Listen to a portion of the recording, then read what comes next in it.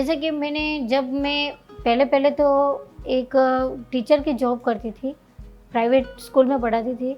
उसके बाद में क्या हुआ कि मेरे गांव के हालात देखिए, जहाँ पे लोग झाड़ फूक में विश्वास करते थे, अंधविश्वासी थे। जैसे कि कोई गर्भवती होती थी तो उसकी दोरा धागा लगा देते थे, फिर बोलते थे कि इनको कहीं नहीं बताना। फिर कुछ बच्चे ऐसे होते थे जिसकी बीमारियां होती थी, उनके टीके भी नहीं लगाए जा रहे थे। तो उन लोगों को समझाने के लिए फिर मुझे लगा कि मेरे यहाँ आंगनवाड़ी में एक आशा की पोस्ट खाली है। तो उस टाइम मेरे क्या कि जो अभी सुपरवाइज़र है नेमीचंद जी, वो भी आए थे वहाँ पे। तो उन्होंने देखा और फिर उन्होंने कहा कि हमारे यहाँ एक जॉब खाली है, क्या आप कर सकते हो कि आशा का पद का। फिर मैंने पूछा कि भाई सोचूंगी एक बार।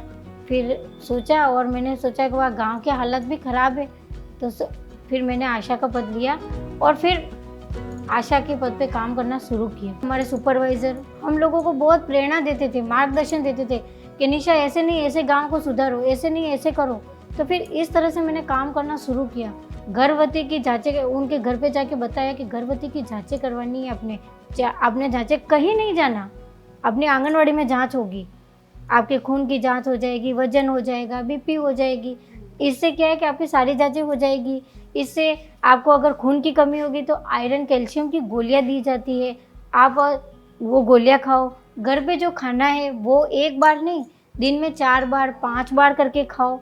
इससे क्या होगा कि आपके है ना, आप भी रुष्ट पुष्ट रहोगे और पेट में पल रहा बच्चा भी अच्छा रहेगा। जैसे कि गर्भधारण से लेके 2 वर्ष तक का जो बच्चा होता है, तब तक के 1000 सुनहरा दिवस होते हैं। इसमें अगर माँ और बच्चे दोनों का ध्यान रखा जाए तो अच्छा रहता है। इस वजह से फिर है ना, उन लोगों को समझाने के बाद, उनको समझाने के लिए मैंने कुछ चित्र बताए थे, कुछ खेल खेले थे, कुछ उनको है ना कहानियाँ बताई थी। इस वजह से फिर धीरे धीरे धीरे करके लोग आंगनवाड़ी पे आने लगे, वहाँ से पोषाहार भी लेने लग गए। फिर उन्होंने क्या किया कि ये आयरन कैल्शियम की गोलियां खाना, जांचें करवाने से आज क्या हुआ कि गर्भवती की सारी जांचें होती है। और जो डिलीवरी होती है, जो पहले घर पे होती थी कि हमें हॉस्पिटल नहीं जाना, क्या कि डॉक्टर औजार लगाते तो हमारा शरीर ख़राब हो जाता है, ऐसी पहले बातें चलती थी, पुराने रीति रिवाज चलते थे, वो सारे ख़त्म हो गए। फिर है ना डिलीवरियाँ हॉस्पिटल में होने लग गई और धीरे धीरे करके मेरे गांव में विकास होने लग गया। किशोरी बालिका जिसकी 18 साल से पहले शादी होने लग गई होती थी, जो आज 18 साल के आज 20 साल की लड़की होती है और फिर शादी होती है, बच्चियां पढ़ने लग गई है। धीरे धीरे करके मेरे गांव में जैसे कि अंतराल साधन, दो बच्चों में जो अंतराल रखना होता है कि भाई एक बच्चा होने के बाद 3 साल बाद बच्चा होना है, तो उसके लिए जो अंतराल साधन होते हैं वो मैंने कहा आप कहीं से मत लाओ, मेरे से लो। और मैंने उनको वो रास्ता बताया। फिर धीरे धीरे मेरे से वो साधन जैसे मालाएं, निरोध, छाया गोली ऐसे मेरे से लेने लग गए।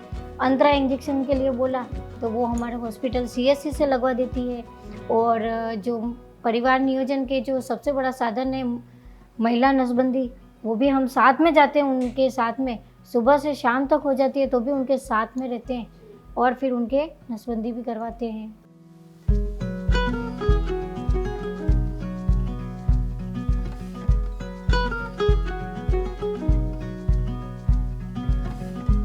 शुरुआत में मैं घर घर जाती थी तब लोग मुझे नहीं आने देते थे। जैसे कि बहुएं गर्भवती होती है तो सास कहती है कि ये समझाने आ गई मेरी बहू को, तो ये क्या समझाती है, मैं तो धागा बांध दूंगी, अच्छी हो जाएगी, और तुम मेरे घर मत आ, मेरी बहू वैसे भी ठीक है।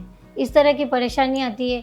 फिर एक घर से दूसरे घर जाने में, पथरीला गाँव है मेरा, जाने आने का कोई साधन नहीं है वहाँ पे, ना तो बस है ना कुछ साधन है। मैं चल के जाती हूँ दूर तक और चल के आती हूँ। मेरा गांव इतना पिछड़ा हुआ था कि गांव में सब्जी नहीं थी, नमक मिर्च से रोटी ऐसे डुबो के खा लेते थे। उनको समझाए ये इससे पोषक तत्व नहीं मिलते, इसको आप घर में मूंगफली हो तो खाओ, चना खाओ, चाय के साथ में अपने गांव में बिस्किट मिलते हैं वो खाओ। इस तरह की पुरानी बातों को भुलाने के लिए मुझे लगभग 2 साल लग गए उनको समझाने में। फिर सन 2019 तक ऐसा समय आया कि आज मेरा बच्चों का टीकाकरण भी 100% हो गया।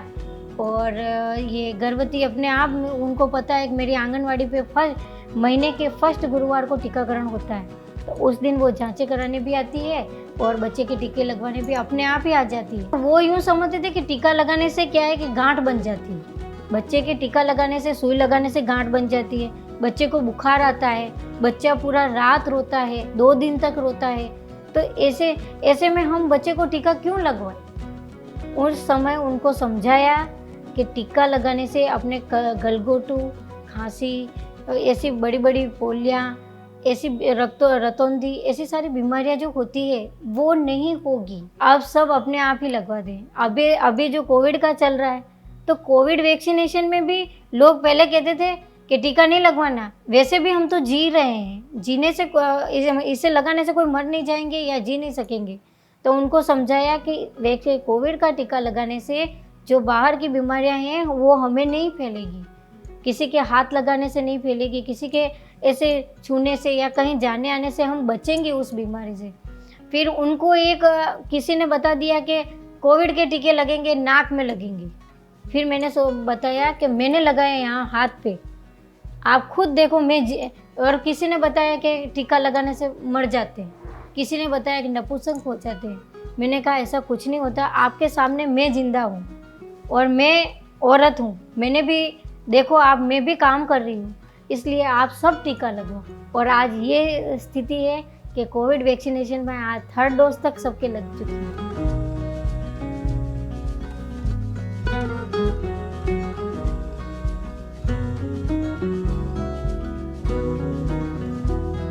उस टाइम मैं काम करती थी कोविड में, जो कोरोना पॉजिटिव आए उन लोगों के यहाँ पे घर घर जाके दवाई दी मैंने। हाथ में ग्लव्स, मुंह पर मास्क और ये सैनिटाइज करके, ग्लव्स भी सैनिटाइज करके उनको, हमारे पास जो गोलियाँ आती थी, जो हमारे पास पूरा पैकेट आता था, किट आता था, वो किट उनको जाके दे के आते थे, उनको समझाते थे घबराना नहीं, और उनके परिवार वालों को भी समझाते थे और उनको भी समझाते थे कि आप इनको छूना मत, अलग कमरे में रहने दो, इनके कपड़े, इनके सब सुविधा अलग कर दो, खाना उन तक पहुंचा दो, बस आपको कुछ नहीं करना।